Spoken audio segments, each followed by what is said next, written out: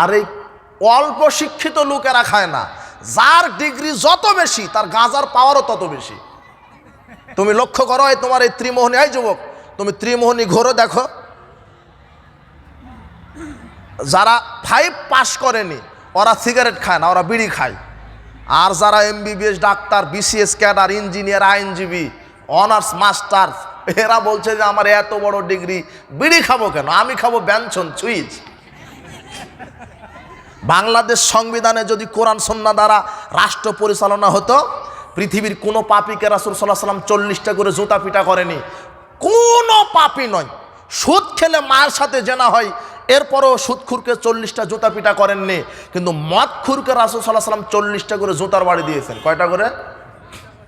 মদখুর।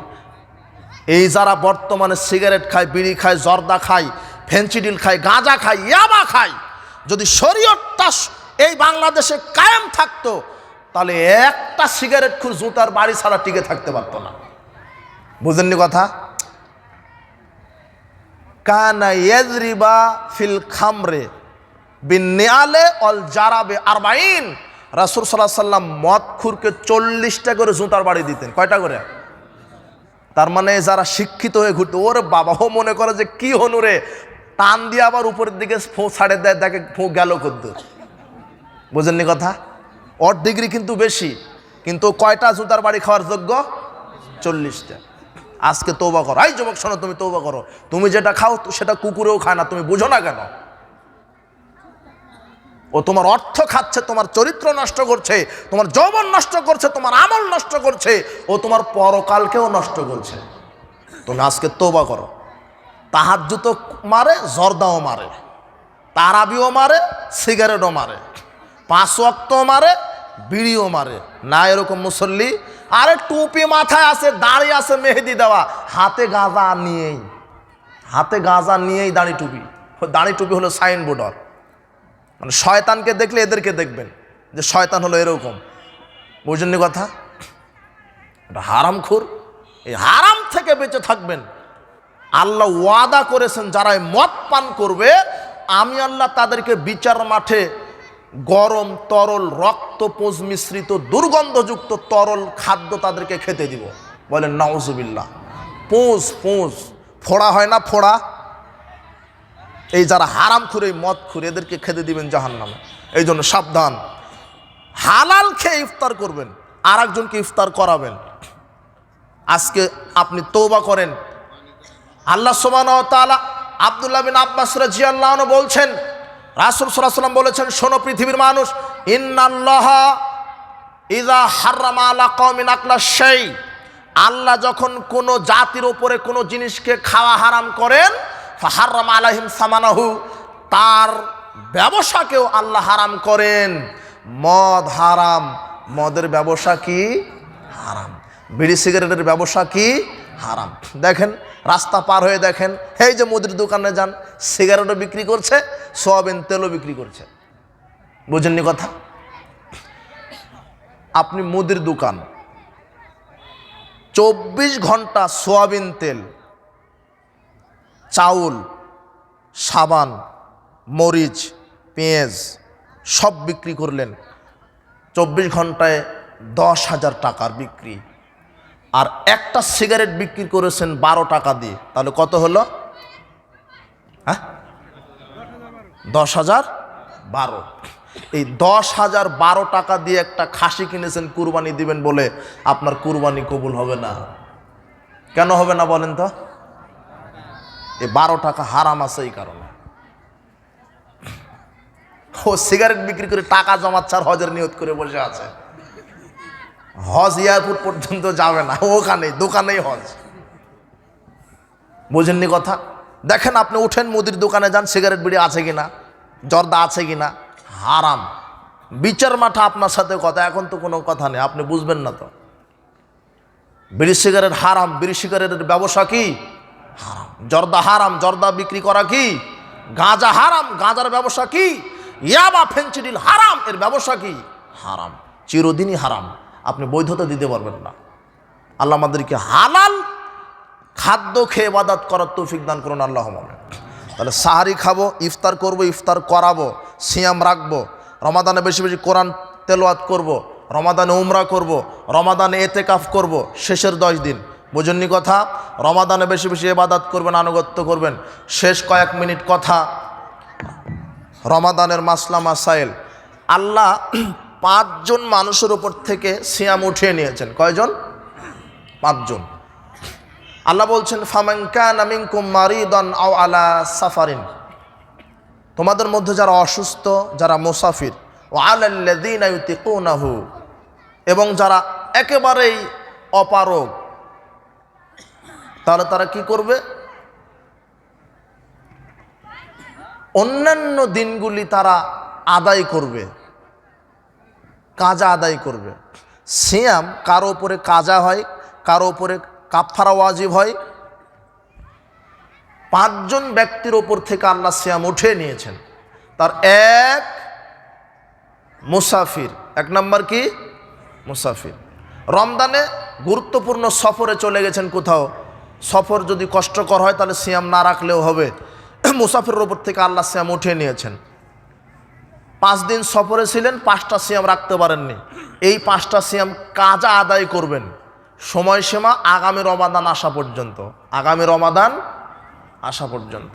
এটা মুসাফিরের হলো কাজা। 2 অসুস্থ, 2 নম্বর কি? অসুস্থ যারা রোগী, এদের উপর থেকে আল্লাহ সিয়াম উঠে নিয়েছেন। তবে রোগী 2 প্রকার, একটা চিরস্থায়ী আর একটা ক্ষণস্থায়ী। হঠাৎ সিয়াম রাখতে রাখতে অসুস্থ হয়ে গেছেন, রোগা হয়ে গেছেন, 1 সপ্তাহ অসুস্থতার কারণে সিয়াম রাখতে পারেন, ডাক্তার নিষেধ করেছে, ওষুধ খাওয়াই দিয়েছে 1 সপ্তাহ, তাহলে 1 সপ্তাহ কাজা আদায় করবেন। সময়সীমা কত? আগামী রমাদান আসা পর্যন্ত।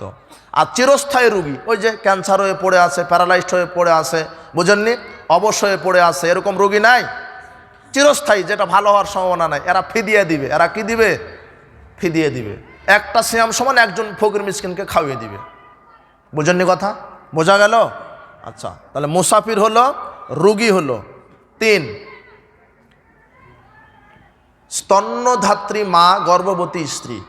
গর্ভবতী স্ত্রী এবং স্তন্যধাত্রী মা, তো মোটামুটি একটা মহিলা পেটে বাচ্চা 10 মাস আর দুধ পান করায় 2 বছর, তাহলে 3 বছর ধরেন। কয় বছর? 3 বছর। তো মোটামুটি বাচ্চা হওয়ার পরে 1 বছর ভালোভাবে দুধ সন্তানকে দিতে হবে। পরের 1 বছর তেমন ক্ষতি হবে না দুধ ওভাবে পান না করলে। যদি মা সিয়াম রাখতে চায় রাখতে পারে, কিন্তু ধরে নেন 2 বছর, পেটে বাচ্চা ছিল 10 মাস, 10 মাসে 1 বছর ধরে নেন, আর দুধ পান করানো জরুরি 1 বছর। রাসূল সাল্লাল্লাহু আলাইহি ওয়াসাল্লাম বলছেন স্তন্যধাত্রী মা আর গর্ভবতী স্ত্রী থেকে আল্লাহ সিয়াম উঠে নিয়েছেন। তার মানে পেটে বাচ্চা থাকলে আর যতক্ষণ দুধ পান করাবে ততক্ষণ তার সিয়াম রাখতে হবে না। তাহলে মোটামুটি 2 বছরে একটা মা, একটা মহিলা কয়টা সিয়াম রাখতে পারলো না? 60টি। তাহলে 60টা সিয়াম সে কাজা আদায় করবে। এর সময়সীমা কত? মরা পর্যন্ত। কি পর্যন্ত? তবে মুহাদ্দিসগণ বলছেন এরাও ফিদিয়া দিয়ে মিটিয়ে নেবে।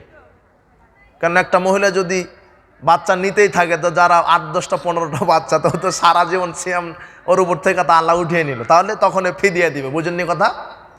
এছাড়া 2-1টা নিয়েছে, 2টা বাচ্চার কারণে 3-4 বছর রাখতে পারেনি সিয়াম, তাহলে 120টা। তো 120টা কাজ আদায় করতে থাকবে, ওর সময় হলো মরা পর্যন্ত। বুঝেননি কথা? তাহলে অসুস্থ হলো 1, মুসাফির, স্তন্যধাত্রী মা, গর্ভবতী স্ত্রী। 4 নম্বর অতিবৃদ্ধ, অতিবৃদ্ধা। অতিবৃদ্ধ ওয়া আলাল্লাযীনা ইউতিকুনাহু, যারা একেবারে অক্ষম, অপারগ, বয়স 190 হয়ে গেছে, 90-100 হয়ে গেছে, পারে না, বয়সে ভারাক্রান্তে আর সিয়াম রাখতে পারে না। ফিদিয়াতুন তাআমু মিসকিন, এরা মিসকিনকে ফিদিয়া দিবে, ওই যে খাদ্য খাওয়াবে। 30টা সিয়ামের জন্য 30টা মিসকিনকে একদিনে দাওয়াত দিয়ে খাওয়াই দিল, 30টা সিয়ামের কাফারা আদায় হয়ে গেল। সুবহানাল্লাহ। বুঝেননি কথা? যারা অতিবৃদ্ধ, অতিবৃদ্ধা, এটা মনে রাখেন। 5 নম্বর হায়েজ নেফাস আলী মহিলা, যাদের হায়েজ নেফাস হয়েছে, রমাদানে সিয়াম রাখতে রাখতে হায়েজ, এটা তো স্বাভাবিক ব্যাপার। 3 দিন, 5 দিন, 7 দিন যদি হায়েজের কারণে সিয়াম রাখতে পারেনি, এই হায়েজের কারণে যেই কয়টা সিয়াম রাখতে পারবে না মহিলা, এরা ওই কয়েকটা কাজ আদায় করবে, সময়সীমা আগামী রমাদান পর্যন্ত। বুঝেছেন কথা? আল্লাহ আমাদেরকে বোঝার তৌফিক দান করুন। এবার সিয়াম ভঙ্গের কারণ। সিয়াম ভঙ্গের কারণ 1, ইচ্ছাকৃতভাবে খেলে বা পান করলে, ইচ্ছাকৃতভাবে যদি খান, ভুল করে খেয়েছেন তাহলে সিয়াম ভাঙবে না। আল্লাহ রাসূল বলছেন কেউ যদি ভুলে খায় পান করে আল্লাহ তাকে খাওয়ায়, বুঝলেন? খেতে খেতে স্মরণ হচ্ছে আমি তো সায়েম, তখন ফেলে দিবেন, কুলি করে ফেলে দিবেন, সিয়াম রাখবেন, হয়ে যাবে। অনিচ্ছাকৃত, কিন্তু ইচ্ছাকৃতভাবে খেলে সিয়াম ভেঙে যাবে। 2, খাওয়া বা পান করার অন্তর্ভুক্ত বিষয়, যেমন এমন ইনজেকশান যেটা শরীরে খাদ্য যোগায়, তাহলে ওই ইনজেকশান নিলে সিয়াম ভেঙে যাবে। কিন্তু রোগের প্রতিষেধক হিসেবে কোনো ইনজেকশান নিলে সিয়াম ভাঙবে না, রোগের প্রতিষেধক হিসেবে। কিন্তু এমন যে শরীরে পানি শূন্যতা দূর করার জন্য স্যালাইন ইনজেকশান দেয় না, এই ইনজেকশান নিলে সিয়াম ভেঙে যাবে। শরীরে খাদ্য তৈরি, পুষ্টি তৈরি করার জন্য যদি ইনজেকশান দেয় তাহলে সিয়াম ভেঙে যাবে। কিন্তু রোগের প্রতিষেধক হিসেবে যদি ইনজেকশান নেওয়া হয় তাহলে সিয়াম ভাঙবে না। রক্ত নিলে সিয়াম ভাঙে, রক্ত দিলে সিয়াম ভাঙে না। যারা শ্বাসকষ্টের রোগী ইনহেলার ব্যবহার করেন, ইনহেলার ব্যবহার করলে সিয়াম ভাঙবে না, সিয়ামের কোনো ক্ষতি হবে না। ইচ্ছাকৃতভাবে বমন করলে সিয়াম ভাঙে, অনিচ্ছাকৃতভাবে বমন হলে সিয়াম ভাঙে না।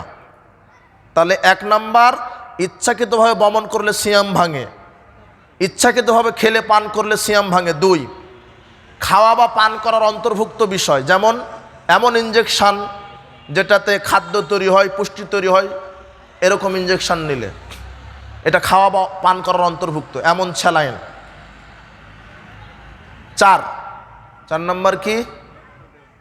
হ্যাঁ, ইচ্ছাকৃতভাবে খেলে, ইচ্ছাকৃতভাবে পান করলে 1, খাওয়া বা পান করার অন্তর্ভুক্ত বিষয়। 2, 3, ইচ্ছাকৃতভাবে বমন করলে, ইচ্ছাকৃতভাবে কি করলে? বমন করলে। 4, হস্তমৈথুন করলে, হস্তমৈথুন করলে সিয়াম ভেঙে যাবে। 5, স্ত্রী মিলন করলে সিয়াম ভেঙে যাবে। যারা সিয়াম অবস্থায় স্ত্রী মিলন করে এদের কাফফারা দিতে হবে, একটা সিয়াম সমান 1 লাগাতার 60টি সিয়াম। কয়টা? 60টা। 50টা রেখেছেন, 55টা রেখেছেন, 59টা রেখেছেন, আর একটা বাকি। ওই সময় তো আপনি একটা রাখলেন না, তখন আবার আপনাকে প্রথম থেকে শুরু করতে হবে। একটানা 60টি সিয়াম, বুঝেননি কথা? যদি সিয়াম অবস্থায় স্ত্রী মিলন করেন, এগুলি সিয়াম ভঙ্গের কি কারণ? ইচ্ছাকৃতভাবে বমন করলে, ইচ্ছাকৃতভাবে খেলে পান করলে, খাওয়া বা পান করার অন্তর্ভুক্ত বিষয়, স্ত্রী মিলন করলে, হস্তমৈথুন করলে সিয়াম ভেঙে যায়। উপস্থিত বৈঠকের মুসলিম দিনী ভাই বোন, আমরা রমাদান ও সিয়াম সম্পর্কে আলোচনা করতে গিয়ে অনেক কিছু আলোচনা আমরা করলাম, আরও অনেক কিছু ছুটে গেছে সময়ের ব্যস্ততার কারণে। আল্লাহ সুবহানাহু ওয়া তাআলা আমাদেরকে, আবারও দোয়া করি, প্রতিপালক রমাদান মাস পর্যন্ত তুমি আমাদেরকে সুস্থ রেখে পৌঁছিয়ে দাও, আমাদেরকে ঈমান এবং নেকির আশায় রমাদানকে মূল্যায়ন করার তৌফিক দান করো। বেশি বেশি সিয়াম, রমাদানে তো সিয়াম রাখবেন, কোরআন মাজিদ তেলাওয়াত করবেন, দান খায়রাত করবেন, এতেকাফ করবেন, সামর্থ্য থাকলে উমরা করবেন, ইফতার করাবেন, ইফতার করবেন। আল্লাহ সুবহানাহু ওয়া তাআলা আমাদেরকে রমাদানে বেশি বেশি আমল করার তৌফিক দান করুন, আল্লাহুম্মা আমিন। যত নারী পুরুষ এসেছেন আল্লাহ তুমি তাদেরকে ক্ষমা করো, তাদের পরিবারকে সুস্থতা রাখো, তাদের পিতামাতা যদি মারা যান তাদের কবর শাস্তি মাফ করো, যাদের পিতামাতা অসুস্থ সুস্থতা দান করো।